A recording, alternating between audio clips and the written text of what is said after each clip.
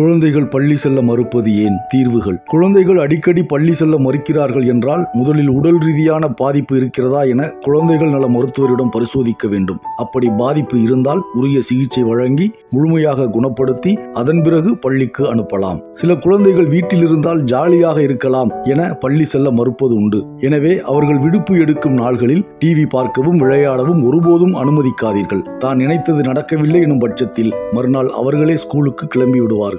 School என்ற வார்த்தையை கேட்டாலே மிரட்சியுடன் இருக்கிறார்கள் என்றால் அவர்களின் வகுப்பு ஆசிரியரை அணுகி உங்கள் குழந்தை மற்ற குழந்தைகளின் கேலி கிண்டல் மிரட்டல்களுக்கு ஆளாகிறதா என்பதை விசாரித்து தீர்வு காணுங்கள். பெற்றோரை பிரிய இயலாமல் பள்ளி செல்ல மறுக்கிறார்கள் எனில் பெற்றோரிடமிருந்து குழந்தை விலகி இருக்க சிறிது சிறிதாக எப்படி பழக்கப்படுத்தலாம் என ஆசிரியர்களுடன் கலந்து பேசலாம். பள்ளி செல்ல குழந்தை மறுப்பதற்கு என்ன காரணம் என்றே பெற்றோர்களால் கண்டுபிடிக்க முடியாத சூழலில் குழந்தைகள் உளவியல் அல்லது மனநல மருத்துவரை அணுகி தீர்வு காண வேண்டும்.